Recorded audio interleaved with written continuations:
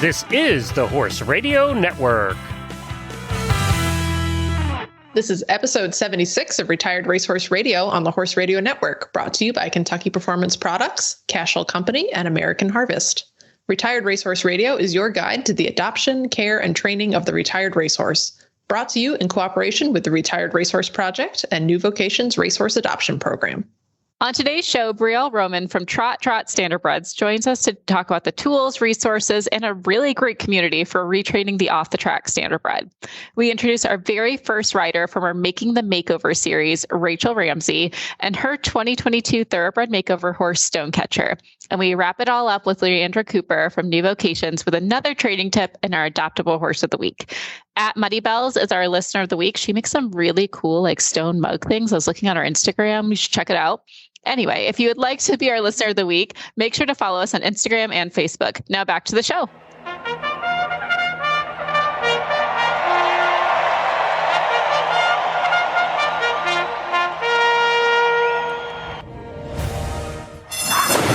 And they're off on Retired Racehorse Radio, the podcast that is your guide to the adoption, care, and training of the retired racehorse.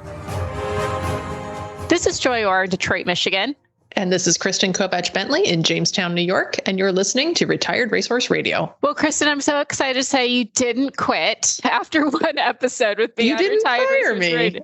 We're winning. We're winning at life. It's so great. But in all seriousness, I'm super thrilled to have you on. You did great for your first episode. I'm really excited for your second, and super thrilled to introduce the Making the Makeover series, which we'll dig into later. You'll all hear about it. I can't spoil it now. You got to listen for the show to hear it all. But before we get into all the fun things we have with our guests, what's new in your corner of the world? How's New York looking? Do you have the snow melting? What's going on? It is melting. It's creeping back. So I can see a little bit from where I'm sitting, but down on the farm, which is about 15 minutes south of where I live, it is really pretty nice. So I was riding out on an open field today and only sank in a little bit with the mud. So it's coming along. That's a big win, honestly. I think we have some snow this weekend, but yeah, same. I mean, Midwest, living on the East Coast, I always like to joke that it's going to snow up until May.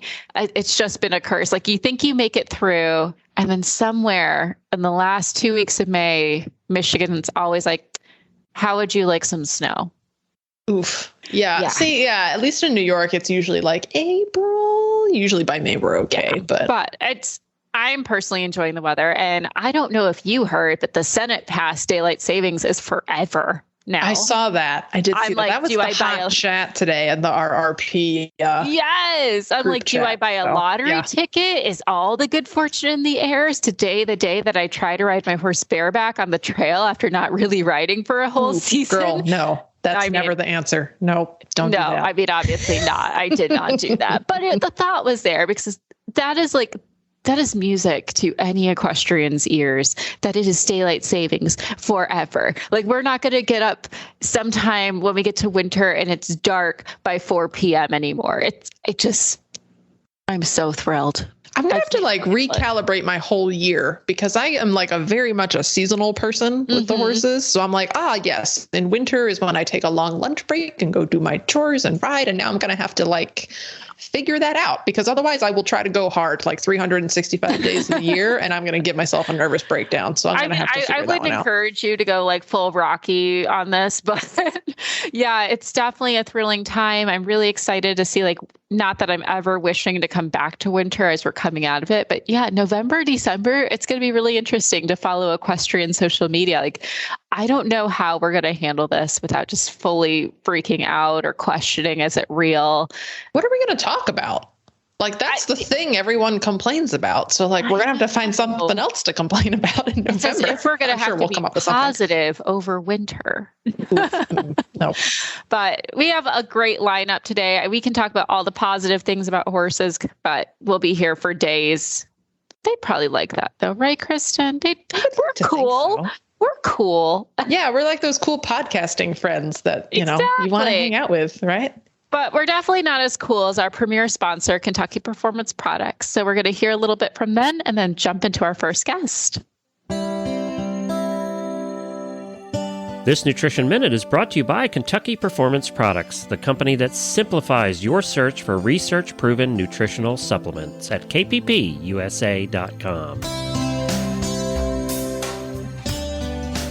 If you've ever had a horse with diarrhea, you know what a frustrating problem it can be. Finding an ingredient that works to dry up the diarrhea becomes a high priority. It turns out that researchers have found one, a yeast called Saccharomyces boulardii. It has been proven to improve and halt episodes of diarrhea. It supplies specific nutrients to the lining of the small and large intestines, and these nutrients promote healing of irritated tissues. It also supports improved starch and sugar digestion in the small intestine, reducing the opportunity for imbalances to occur in the hindgut. Nalox Advanced, made by Kentucky Performance Products, contains Saccharomyces boulardii, along with a blend of fermentation solubles and stomach buffers. Nalox Advanced is recommended for horses of any age that are suffering from diarrhea.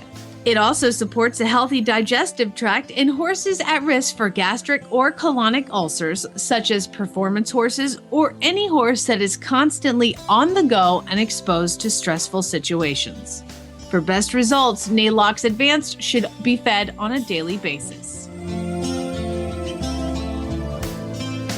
This Nutritional Minute has been brought to you by Kentucky Performance Products. You can find all of their terrific products at kppusa.com.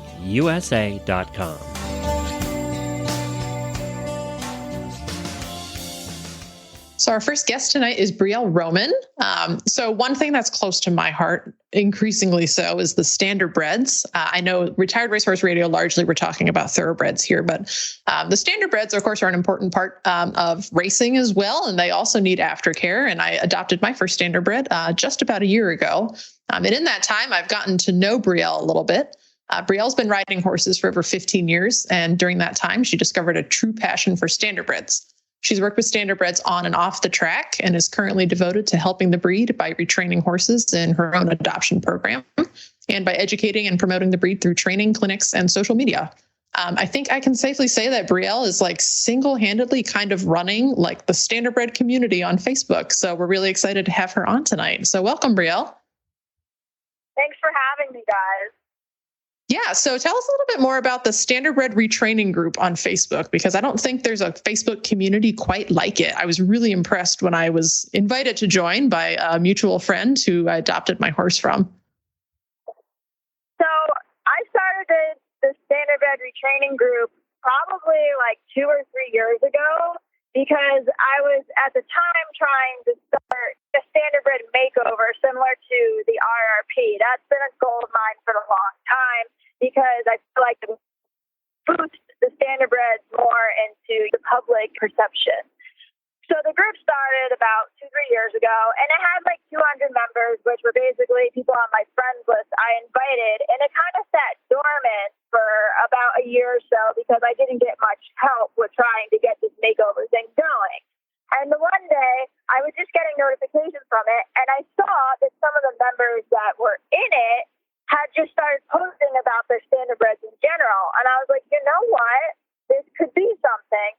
So I kind of restructured the group to be not so much about trying to get the makeover going, but it's just a community for people to talk about their standardbreds together, share advice, ask questions, and all sorts of things like that. Because I hadn't really seen anything like that on Facebook.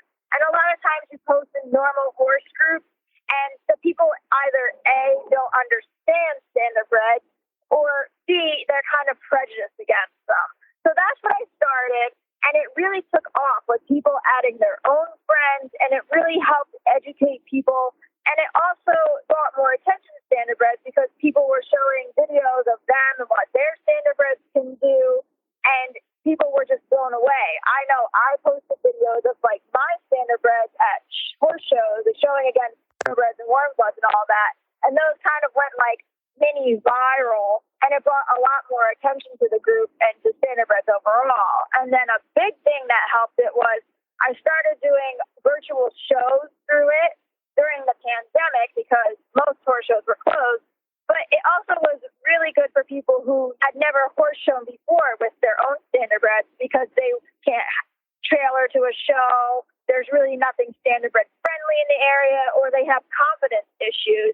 And so that was another big boost to the group and also the breed overall, because a lot of people participated in it, and they also gained a lot of confidence and learned a lot, to the point that they actually went to horse shows in real life with their standardbreds. And a lot of them I actually saw at the National Standardbred Show that year for the first time. So the group's really taken off. It's done a lot. It's also helped people, track down horses that were lost, or fundraise to help bail horses. So it's just a really great all-around group for the breed. That is absolutely amazing, Brielle, like that you're single-handedly kind of leading this really necessary charge. I mean, I think we can all agree that thoroughbreds kind of take the spotlight in the retired racehorse community. And you're saying, like, here's this community I'm trying to open up for everyone else. I want to backtrack a little bit. And what drew you into the standardbred? Like, what was the horse, or which horse stood out for you and said, like, this is an amazing breed and they're doing amazing things and I want to showcase them more? Basically, I would say the horse that started it all is my horse, Hazel. She's 6 now. I bought her when she was only a few months old. She came from Blue Chip Farms. And so I was actually of the opinion that standardbreds were not good riding horses, because I'd only seen them briefly when I was very young. I grew up near Freehold Raceway, so I went there a few times with my dad, and I was always a big fan of horse racing, although I much preferred the thoroughbreds.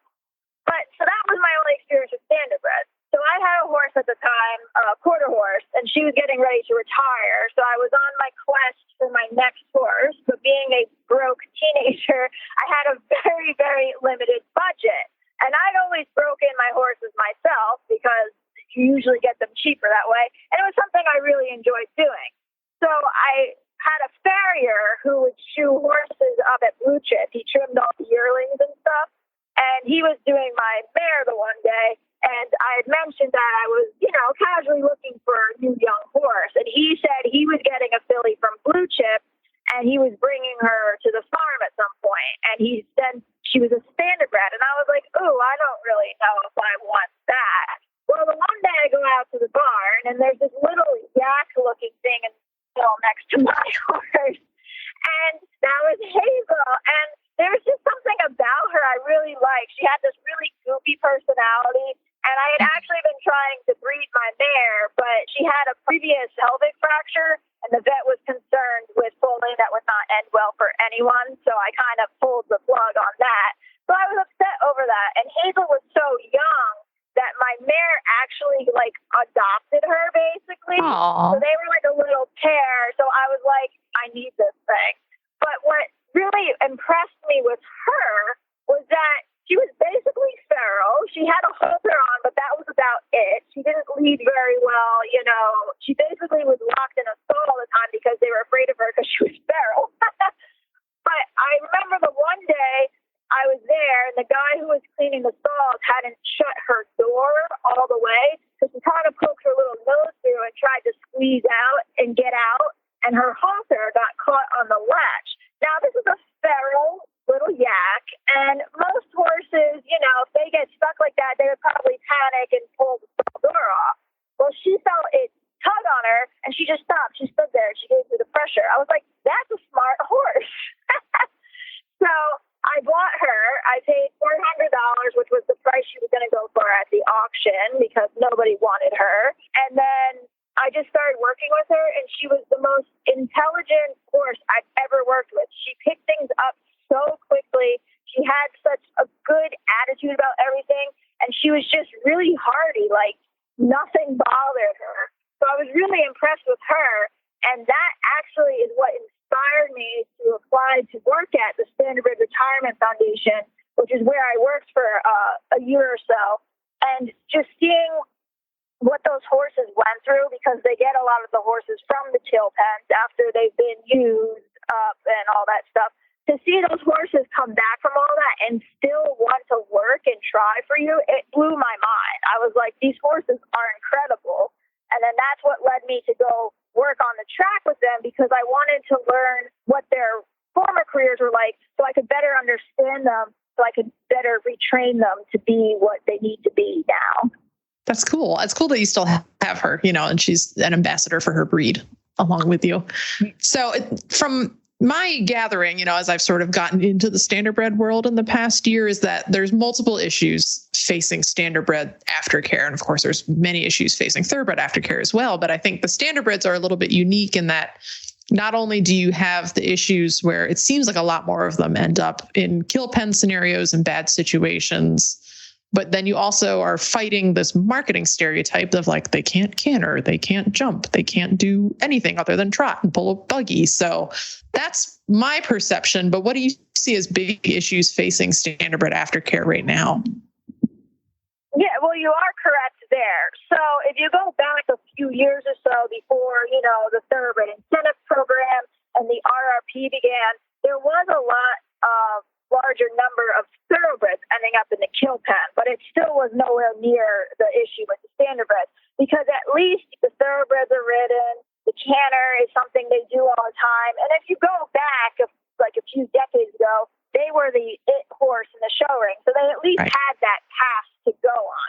So with the standardbreds, you're absolutely right. There's the huge stigma against them that they're driving horses and, they can't canter, they can't jump. And if they do, there's no way they can compete, at a normal horse show with other horses. Maybe they can do the standardbred stuff, but there's no way you can just go out to any show and compete, which is absolutely wrong.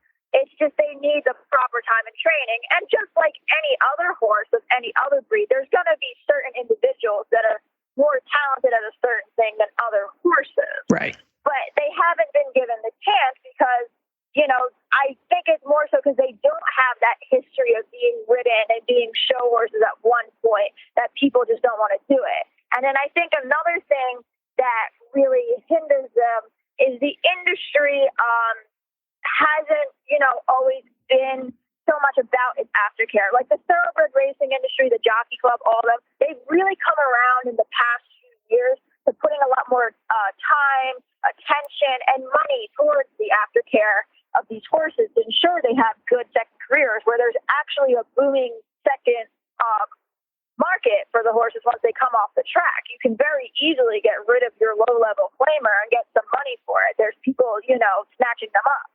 Whereas with the standardbreds, there's currently really no market for these horses except for the Amish, because there's a lot of trainers. The standardbred racing is a lot cheaper than thoroughbred racing. Our best races, our biggest races, you're lucky if it's $1 million purse, whereas there's races for the thoroughbreds now that are several $1 million purses. And even your lower level claimers are racing for, 10, 20, 30,000. So the standardbred racing is a lot more accessible to get into. But when you're racing a bottom level horse, there's times you're racing for maybe $3,000 a week. And if you win, you get half of that. If you get, a check, maybe you get like $100. So it's hard to make ends meet. So there are people that truly want to do right by the horse. They have a horse that's not cutting it, it's got an injury, whatever. They would love for this horse to go to a good home, but there's not always people who even take the horse for free. And these people also have to feed themselves. And the only people who want the horse are the Amish, who are like, I'll even give you $4,000 or $5,000 for it. At some point, what are you going to do?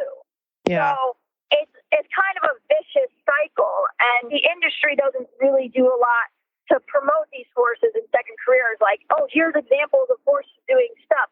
Like there's a horse, I believe his show name is High Standard. And he's shown at Capital Challenge and International Horse Show, like the big horse shows. And I believe it's the low junior jumpers, which is still like 3'3". Yeah, wow. Against, warm bloods. Warm bloods, right. He was getting ribbons, sometimes even winning. USTA is not talking about that. They're not sharing it. I think the Chronicle of the Horse did an article on it, but it was never mentioned to my knowledge on the USDA's website. That should absolutely be something that should be mentioned. And if you just go and you look at, their after racing section, that probably hasn't been updated since 2017. Right. So they're a few years behind the Jockey Club and, kind of supporting this aftercare initiative. But they have made strides recently, and I believe the effect of social media has kind of encouraged them to increase their pace at this. They started the Standardbred Transition Alliance. I worked with them last year on developing the Standardbred Incentive Program, which is modeled off the Thoroughbred Incentive Program, to, hopefully get more horses in the show ring and promoting the breed and encourage people to go out and get a Standardbred and train it and do stuff with it because there's rewards in it for you. So that should be coming out later this summer, I believe. So there are positive steps being taken, but there's still a lot more that needs to be done. But basically, the bottom line is there's still a huge stigma against these horses because you have the people who say, okay, yeah, they can be ridden, but they're good for trail horses. They can't really, do what we want to do when they absolutely can. But it just takes the correct training. And there's another problem we have is there's not the correct education for these trainers to re-educate these horses, because they approach them as you would an off-track thoroughbred or, say a quarter horse or a warm blood that you're breaking to ride for the first time. These horses are driving horses. So their conformation is different because they're supposed to move in a different way. And, they're used to moving a different way because they're pulling. Their whole motion is pulling. They're bracing against the cart and the driver's hands. So they move in a totally different way, They have really big front end action, but, small hind end action. They have to learn to come back onto the hindquarters, round over, come up through their bellies the way we want a riding horse to work.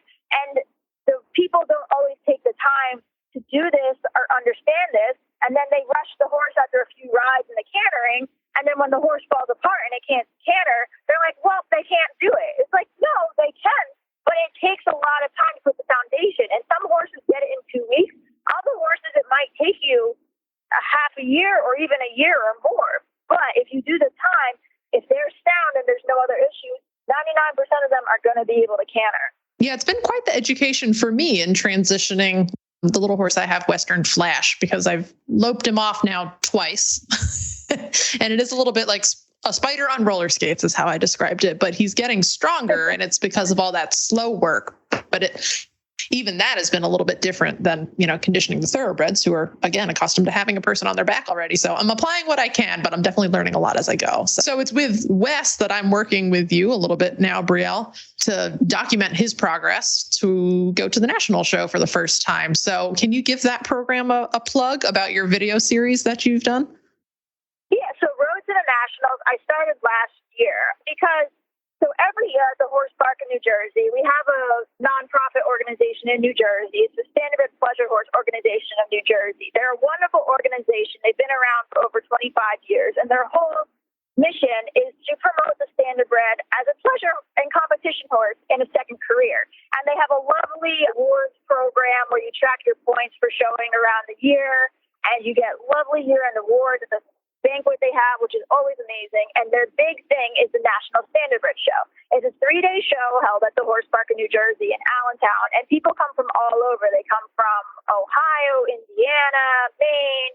So there's always a good turnout. And in the past few years, I feel like social media presence has really been attracting new people. I've shown at that show for a few years now, and for the first few years I was doing it, it felt like it was mostly the same horse rider pairs showing at the show. And we want new blood. We want new people exposed to Standardbreds. So I remember when I was growing up, there was a show on Animal Planet. It was called Road to the Maclay. So the Maclay equitation finals is a very, very, very big deal in the English horse show world. So what they did was they followed a couple different rider horse pairs from barns that were, going to compete at this. So it followed the kids as they were trying to, qualify for the Maclay, and then they competed. And it really showed everything. It showed the stress, the heartbreak. Some kids didn't qualify. And then, also the triumphs, the victories, and everything came together. And it was really cool because a lot more people who would normally just be casual fans who wouldn't be watching the Maclay, they tuned into the Maclay that year because they were rooting for the characters they saw. They liked this rider and his horse and that rider and her horse because they connected with these people through their struggles and stuff. So I thought that was an excellent way to get more attention to the Standardbred breed, the common struggles that they might face in retraining, and then also trainers who are trying to help the standardbred breed out by training and competing their own horses a little publicity. So it really worked out very well because we had a whole diverse group. I tried to get people from, different backgrounds, different races, different economic statuses, some people who were going for the first year, people who were coming from out of state, people who had been doing it for a few years. So you really got a whole mixed bag. So there was probably going to be somebody you could relate to. And people really enjoyed it because you got to know these people and their horses and their stories. And there were, struggles, but there also were a lot of victories. And people really connected with this. So when we were showing at the Nationals, I actually had people coming up to me, people coming up to other people who had been one of the teams in it, because the Standardbred Pleasure Horse people were wonderful. They got us all banners for our stalls. It was very easy to pick out what teams were where. And there was people coming, and they came to the show just to see us, which was awesome. I think last year, I'd say, was definitely the most non-riding spectators I'd seen there, people who came purely just to watch the show. And there was a lot of new pairs, and some of them, were the national teams, and other of them, like I mentioned earlier, were people who had competed in the virtual shows and standardbred retraining group. So I decided to bring it back this year and try to make it even more diverse. I want to have more disciplines. I have driving for the first time because, last year I feel like we had a lot of hunter-jumper people. So we have more Western, barrel racing, all that stuff. And I think it's really going to, get people even more interested in the national show because that's how you draw people in. That's how, the pleasure side and the racing side has to get more people attracted to this is the horses. People see the horses or they see, some of the trainers. They see these characters and they relate to them. They like them. That's how you get them interested. I love that, Brielle. That's such a good point of being able to tell the stories of the horses and kind of give spectators a connection to it. They get to learn the horse, they get to learn the trainer, and then they can see them throughout their journey all the way up to nationals. I just think it's a brilliant idea that you put together, and we thank you for that because it's an important thing to have. I know we're running out of time, and I feel like we could talk to you for hours about standardbreds, and we'll have to have you come back on the show at some point to dive deeper into some training. Where can people check out the video series and also if they want to learn more about standardbred retraining? The YouTube channel is called Trot-Trot Channel, and that will have the Road to the National series. The series from last year is also up there as well if they want to watch that. And then we also try to upload, when I have time, educational videos on retraining standardbreds because some people are visual learners. They need to see a video versus just a wall of text.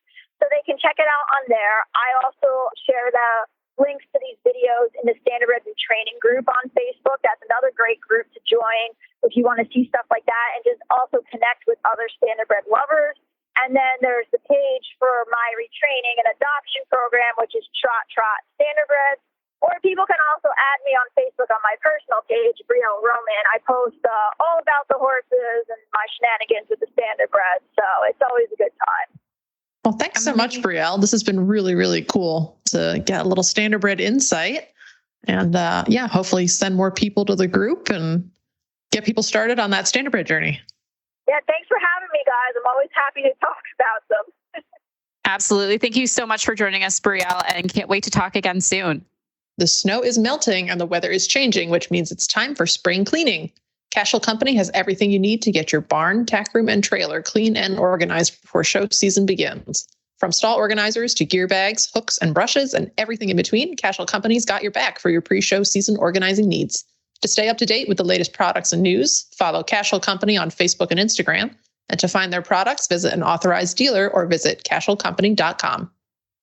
Kristen, I am super, super excited to introduce this next guest because it's part of a new series we're doing. Well, kind of new. In the past, we've done Spotlight Riders where we would interview a different competitor who's coming into the makeover of that year each episode. But now we're doing it a little bit different. We're kind of putting a twist on the Spotlight Rider series and calling a new series Making the Makeover. We're going to follow about 3 to 4 contestants throughout their journey all the way up to October.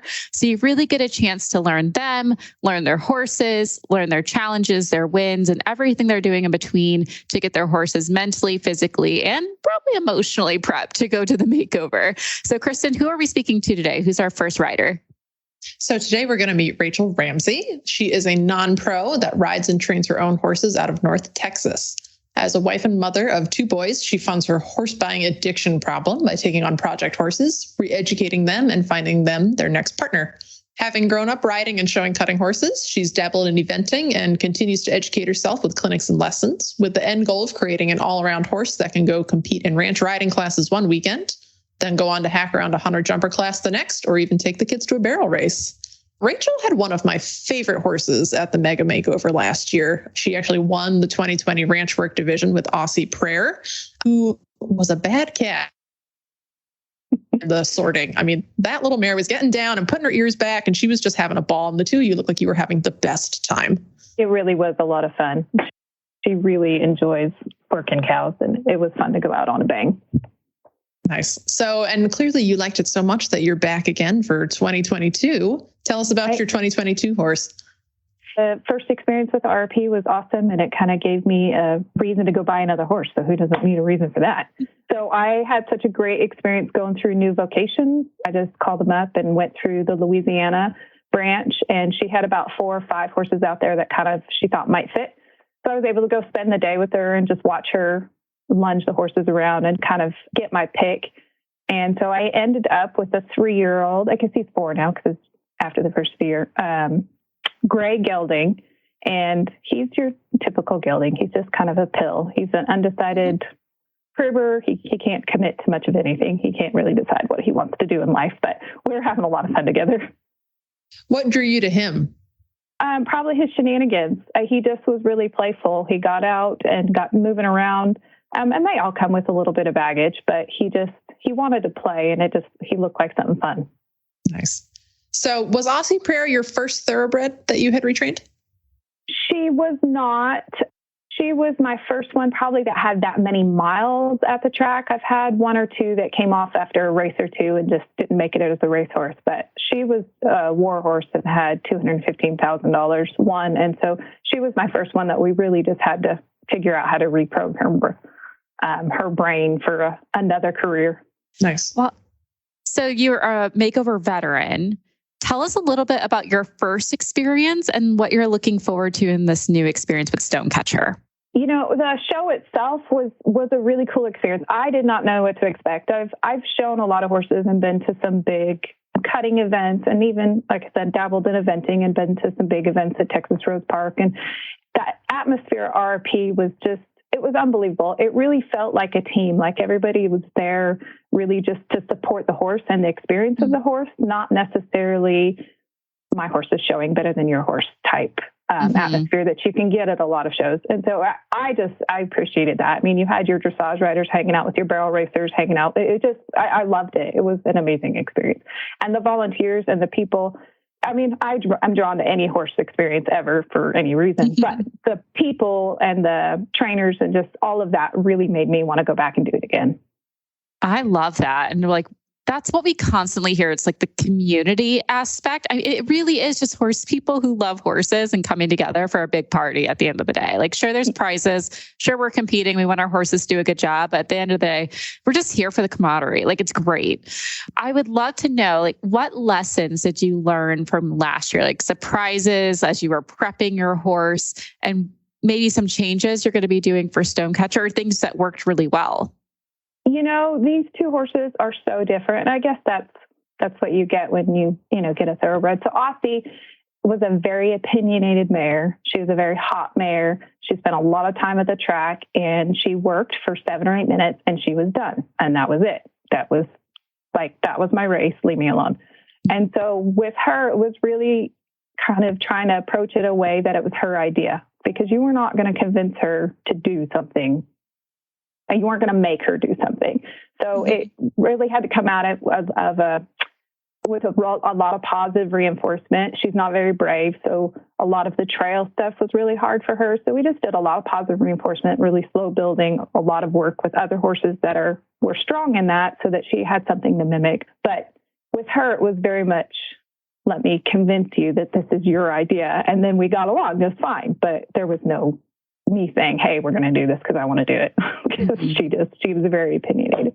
And Stonecatcher is very much the opposite. So I actually started calling him Stoner because he really is just like a laid back, like hang out at the beach. Oh, we're going to do something kind of dude. And so he's almost lazy and he's a little bit on the kick ride. And so I'm having to come at it a little bit different. He's a lot more laid back. He's very playful though. And so I have to let him express himself. And probably that's what I'm doing a little bit different with him too. Like loping right now. He's not super strong in the lope, but I don't get in his face. I just let him go and let him find his balance. I don't adjust him. He's baby. He doesn't know how to carry himself. And so as long as he's generally going the general direction that I want him to, I just let him kind of figure it out. And we do a lot of simple changes and figure eights. And that's kind of where I'm at with him. Just building consistency and letting him figure it out without me nagging at him because he would just shut down because it's too much work. First of all, it's nice for me to always talk to other Western riders. But of course, the Western thoroughbred community is kind of growing, I think, because they're not, the historical choice for the Western rider, even though, we can look back in history and see that the thoroughbred was pretty influential on the quarter horse, which is generally the first choice for the Western rider. So, what does it mean to you to take these thoroughbreds and get them into the ranch type stuff and the Western tack and Western way of going? It's kind of fun. Aussie, her build is so stocky. She gets called a quarter horse a lot, which is kind of fun to be able to know, oh, she's a thoroughbred. She just doesn't have the build of your typical thoroughbred. And so it's kind of fun to be able to go out and say, no, she's at the track and, she's able to come in and be competitive with a second career after coming off the track. And Stonecatcher's a lot more lanky and has your typical thoroughbred look to him. And it is kind of funny. You do get a lot of eyebrows raised because I go to a sorting practice every weekend and I'm in there on a tall, lanky horse and they're like, what are you riding? But it's fun because then he goes in and chases cows around and he actually is interested in the job. And so it's fun to be able to make a statement like we can do too. Yeah, well, and, in Texas, that's like serious cowboy and quarter horse country. So, you're like really, you're up against a lot down there. Yeah. Yeah. Yeah. It is very much so. And a lot of these, most of them, I just try to find a lot of schooling ranching shows and I haul a lot. It's really about exposing them to as much as possible. And I don't have an arena. Well, I take that back. We won a little bit of money at the RRP last year. So I invested hauled in some sand and we put some lights up. So now I have myself a little riding spot in the backyard, but I still haul a lot because it's just good for them mentally. And when they're babies, I try to haul them with a horse that's been around. And so they tend to mimic the horses that they're with. Even just turning them out in the pond, Aussie goes straight into water at Walking Pond. And so Stonecatcher's following her like, what are you doing? And then now that's his favorite place to be is go stand in the middle of the pond and come out muddy. I love that. Oh, that's so good. Do you get a lot of comments or other people like, oh, what are you doing with that thoroughbred? Or are people generally pretty open-minded about it? I don't get a whole lot. I get a lot of looks. They don't necessarily comment, especially with, like I said, Aussie. And I haul them a bunch. I know that they're going to be nutty. They're babies and they're figuring it out. And as long as I'm not running anybody over and making an unsafe situation, it's just part of letting them figure it out. So I have to haul her a lot and let her really spend a lot of time and settle in. And so, yeah, we're zooming around the arena till she settles in. So I get a lot of people watching and my technique may not be the same as everybody else, but I feel like when you let the horse kind of figure it out themselves versus making them fit into a box, that it sets a lot longer and it's a little bit easier for them mentally. Yeah, I love that mentality. Yeah, just let them figure it out, find their balance, do their thing. So what is the first kind of big milestone you have for Stonecatcher that we can look forward to next time we connect with you? So we've been hauling, I think I've taken about 4 or 5 times to the sorting practice. So we get to go on Tuesday. It's about 35 minutes from the house. So it's kind of nice that it's close. And so yesterday it was kind of fun because it was the first time working a cow where he pinned his ears and was chasing the cow down. Hey, this is kind of fun. I actually got him to move out versus a lot of times when you introduce horses to cows, they're very standoffish and, what is this animal type thing. So it was really fun to just see that kind of light bulb moment last night go through that. And so probably when we get together, I'm going to take him to his first ranch riding green horse show in 2 weeks. So it'll be like the 28th. So that'll be his first kind of baby show to kind of put him through the paces. And so it's kind of fun because they have pleasure classes and then the reining class and then the flag working class. And so he just gets to go out and I just try to pile miles on him. And I love riding with clinics because you get exposure. You're sitting on the horse for 6-8 hours. Your horse is seeing everything. It's like getting 10 rides in one day because the time that you get on them, the exposure they get. And then my goal at every clinic, because I go to a lot, I kind of hear the same thing over and over, but is just to pick up 1 or 2 nuggets. So, that's my goal out of the whole weekend. What is it that I can put in my toolbox and have and fall back on that? And it's fun because then I can go back and say, this is what I learned in that clinic. And it was an amazing piece of information. I love that. And that's such great advice for anyone listening, because I think we're all starting to get itchy now that the weather's getting nicer and our horses are starting to shut out. We're like, okay, now it's go time. Like get in the clinics, get ready for show season, no matter what you're preparing for. You don't have to take it all in. It's hard to retain it all. But if you can get 1 to 2, I love it how you said it, nuggets, just 1 or 2 nuggets to put in your pocket, work on that, sign up for the next clinic. I mean, that would make anyone show season or just how you play with your horse if you're not showing, just make anything successful for you. Yeah, exactly. And I love watching videos. So I spend a lot of time, I'll find a trainer or even a rider or non-pro or whatever. Mm-hmm. And I just kind of Facebook stalk them or watch some videos and be like, oh, I really like how they did that. Let me kind of diagnose that. So, there's a trainer on TikTok who's out in California and I like how he turns his horses around, so I kind of stalk him and watch how he does his horse's feet and then go play with my horse. Can I get my horse to do that? So there's always ways to learn and kind of take what you like, watch riders, see what you like and take it and apply it to your horse. And I truly think that the horses, there's never an ending. You can always learn more. I can always learn more and my horses always can learn more. Yeah, that is funny. 100%. I just thought of that today. Yeah. I just was thinking that, I don't believe in that phrase, this horse is finished. I don't think that's a thing. Yeah. And I'm a really big proponent of a jack of all trade horses because I tend to be like that. And I like my Aussie mare. She's just at a really fun space where I can pull her out and say, hey, we're going to go to ranch riding. Just kidding. I want to go to a barrel race this week. Oh, Dad wants to go hiking up in the mountains for the weekend, and they get to a spot where you can just go do anything that you want to go do. And those are the good horses to me. They're not necessarily specialized. Oh, I can't take my hunter jumper out because he's afraid of cows or whatever. I absolutely love it, Raechel. It just makes it fun. It's such an amateur friendly. When you think of the average rider, I'm like, sure, most of us love to compete to some level. I think most of us are doing more schooling shows than anything. There's obviously a few amateurs who go to the higher levels, the A-rated shows and things like that.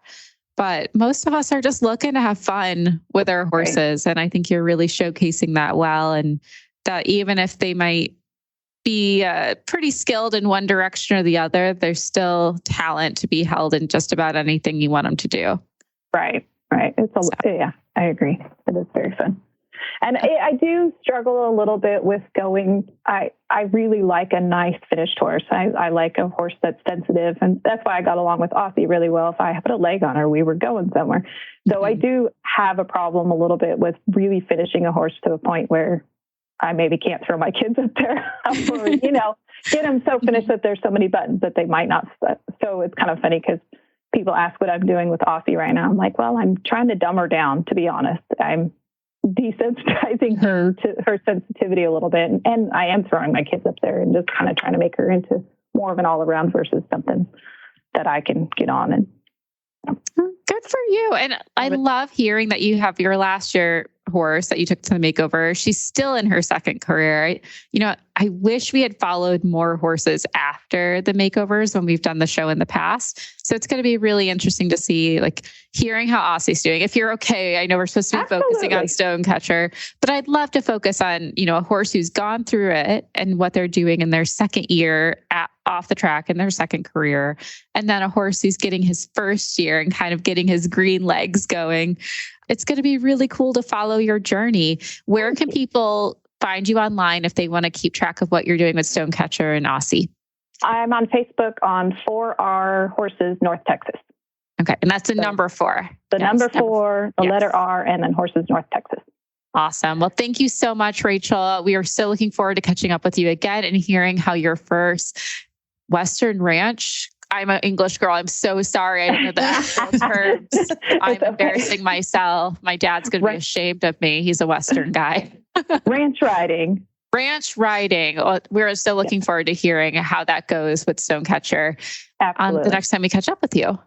Thank you for having me on. I sure appreciate this. This is fun to be able to share his story. Yeah, thanks so much, Raechel.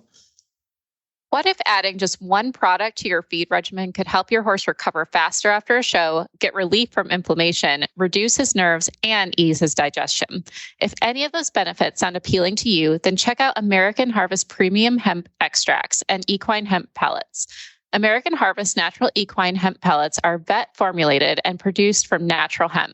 The palatable pellet formula is manufactured with potent raw CBD using no chemical processing, so your horse will love the taste as much as you'll love the benefits.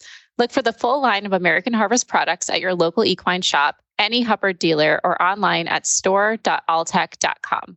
And right now, American Harvest is offering an exclusive giveaway for you, our loyal Horse Radio Network listeners.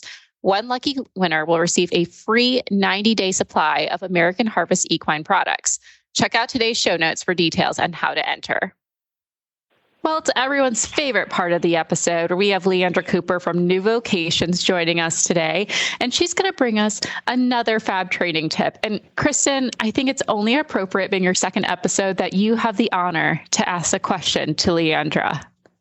Yeah, the problem is just choosing one, right? I know, she's such a genius. Can we just have Leandra on and talk for hours? Please help me.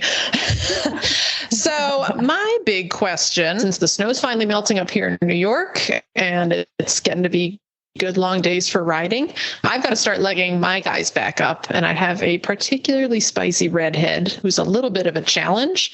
And the fun part for me is because I'm on a working cattle farm, I don't have any arena or a round pen or really anywhere that's a good safe place to kind of let out some sillies before we go for a ride. And from what I've been reading, there's some other folks around that are starting thoroughbreds with no arena either. So what's your advice for those of us who don't have a good place to kind of, hang on and let all the bucks out first? I've only got 20 acre pastures.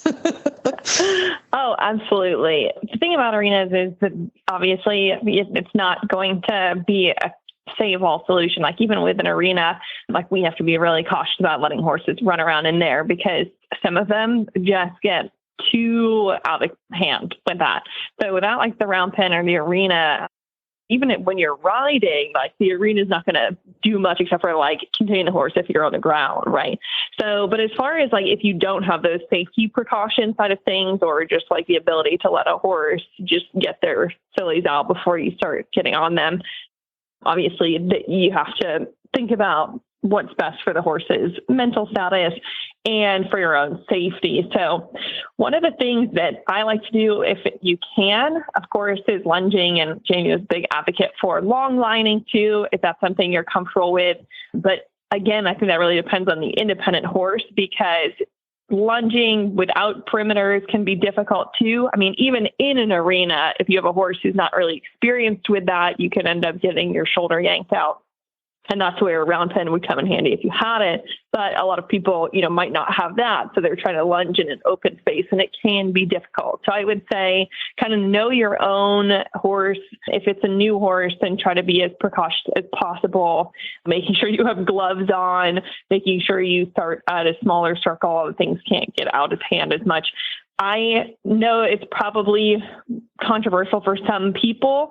So again, it's a comfort level thing, but if it was really a safety question, you could always ask your vet to give you a little bit of a sedative for your horse just to get past that phase. Because again, it really, like, your own safety is going to be the number one thing that you need to think about, because we all have different thresholds for, like, if we can sit a buck or what you're going to be able to handle in that respect. But also, like, I think about when we have horses on rehab rides where it's not a matter of like, if I can handle it, but it's like what's physically best for the horse. Right. So keeping in mind your own mental and physical restrictions. Same thing for the horse too.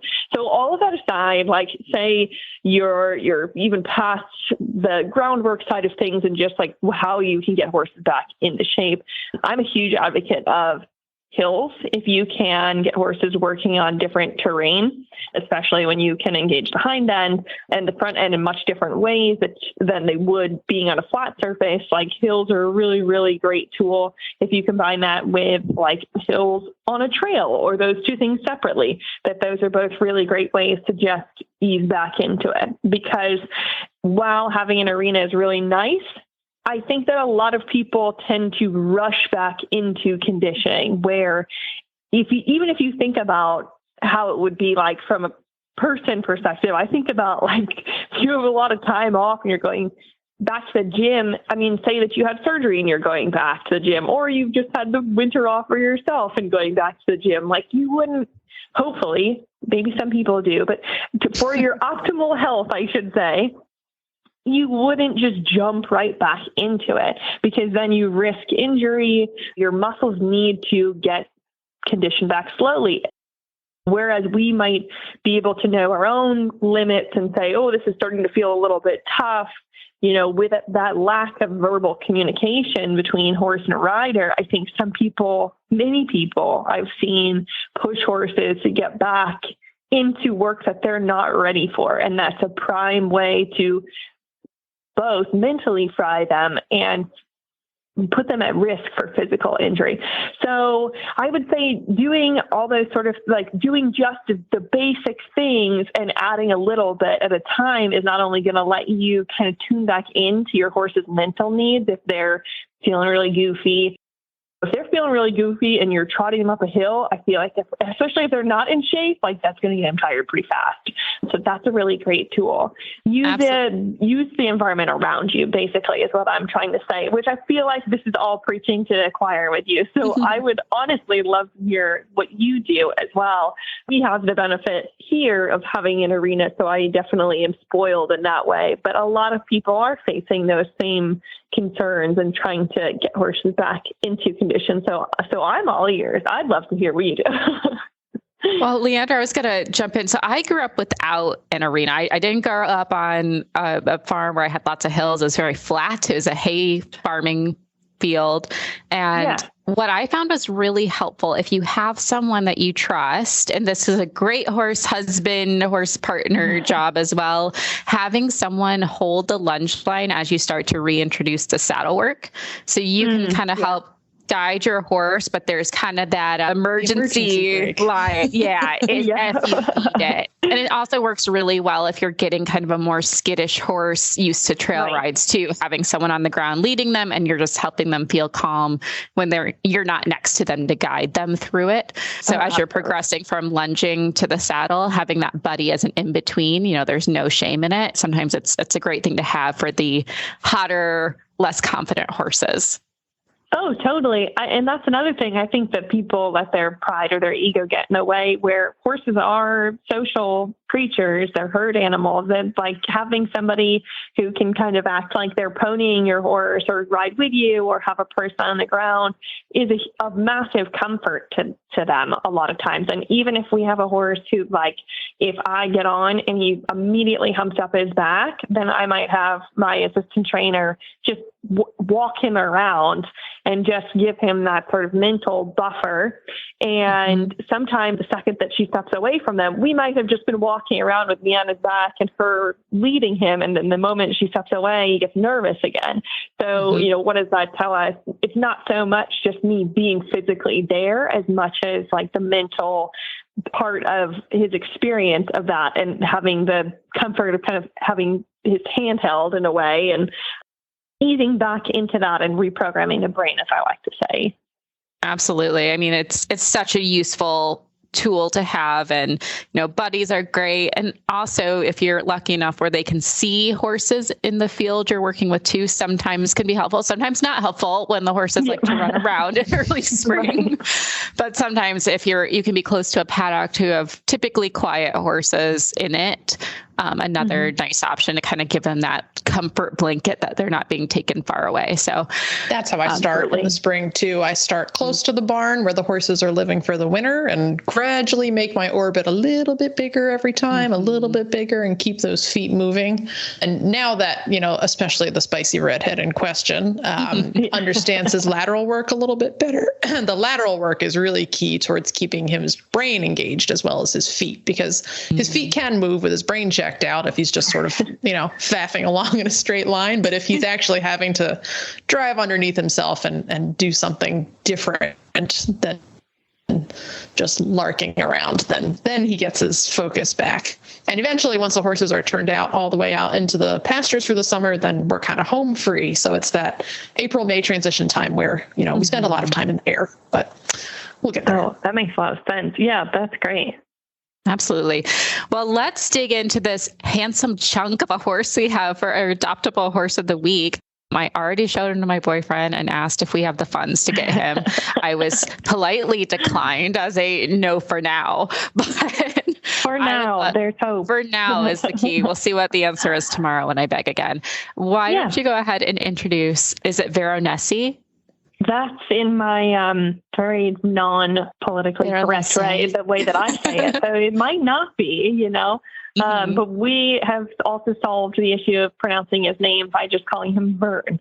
So Veronesi, who's a French bred thoroughbred, is called Werner on the barn, and he is now 6 years old. It's still hard for me to look at their birth year and do the math for 2022. I'm constantly thinking 2016, he's 5 years old. But this year, in fact, he has turned 6 years old. So he's 6 years old, which makes him a little older than most of the horses in our program, who tend to be 3 or 4 years old because they're coming right from the track or right from a layup facility. They don't have any intermediate career in our program. It's one of our requirements, because we're just kind of catering to this specific crew. He stands just over 16 hands, and like you said before, he's a bit of a chunk. We really didn't have much of a struggle getting him to physically adapt from the Racehorse streamlined build to the more pleasure horse build. He is quickly adapted to that. And while he is a little bit more limited, I would say, just because he had previously bowed both his front tendons, I've also known people who, I knew one person in particular who just put a lot into conditioning her horses, and she was jumping a horse and show jumpers Grand Prix level who had bowed both front tendons. So we're always on the conservative side of things, but you just never know. We have the ultrasounds for anybody who would be interested and was an approved adopter. So you can always keep track of how the fiber reorganizes, but so much of it really depends on the specific horse. But overall, even if he were limited, he would be a really, really phenomenal horse for someone who wanted a more pleasure type horse, because he really enjoys being doted on. He's very easy keeper, pretty much as easy as it gets, is really quiet in the cross ties, is just exceptional in most every way. So if you were planning on taking a horse like him and just seeing how you could do with him, starting low, and maybe even down the line, he could move up if you wanted to do a little more jumping. It's hard to say, but with this type of horse, the personality is so key, because you don't want to have a horse who's a little bit of hotter head and doesn't mind himself well, but he really does. So you have both a quiet citizen in the barn who's just really easy to handle, really nice to love on, has just a kind personality, and then a horse who has had a little bit of damage as far as the soft tissue goes. I hate to obviously he's not damaged. He is a very valuable special horse, as they all are, but just a horse who could really excel with the right type of person, with the right sort of mindset. So all that to say, I'm really excited to see how he does with whoever ends up adopting him. I think he's a really special type horse, and he's kind. So he's such a relatively low risk as far as you can be with horses. They're all risky, of course, but you're going to have a good buddy no matter what. And I just think that's so valuable, because it's certainly not the case for all of them, but Vern is a really cool horse. He's definitely a beautiful mover to watch. I mean, I love how he's built. He's got that slight uphill movement to help him in the dressage world, but he's classy enough to be a nice hunt prospect. I think he could go a lot of directions, and he's just got such soft movement to watch, which is so lovely. So make sure to check out Vern. He's just for the extremely unreasonable, high out of this world cost of $1,000. I mean, he's free, guys. He's basically free. You're losing money if you don't take that horse. Honestly, I mean, he's so cute. He's priceless. He's priceless. Anyway, and I have to give him like total props for this too, because I was like struggling in the pictures to find some where his eyes are even like that open, because it was a really sunny day and we were like, son, let's take pictures. And he's like, guys, I'm blind. Like, I can't see a thing. So he looks like he's half asleep in half of them, because he's like, it's really bright. But he was so good for them. He just looks like a kind, like old soul. He's got that vibe of being a kind, gentle old soul. He's very If you call him Vern.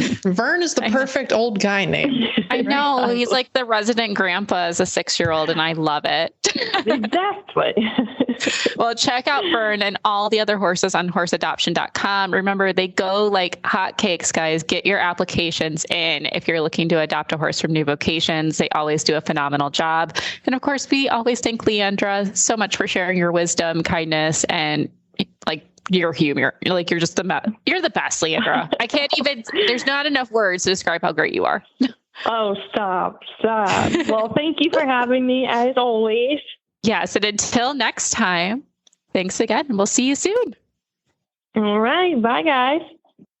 You can find our show notes and links to today's guests on the website at retiredracehorseradio.com. Like us on Facebook and Instagram, just search for Retired Racehorse Radio. Follow us on Twitter at Horse Radio. I can be found on Instagram at The Horseback Rider, and you can follow all of my racehorse ranch adventures on Facebook at Jobber Bill Racehorse to Ranch Horse. You can also shoot me an email at kbentley@therrp.org. You can find me on Instagram at The Foodie Equestrian, and my email is joy@horseradionetwork.com. Thank you so much to our sponsors, Kentucky Performance Products, Cashel Company, and American Harvest. And don't forget to check out all the other shows on the Horse Radio Network at horseradionetwork.com. Remember to set your goals high and love to learn from every ride. And always add more leg. Always. Bye, guys.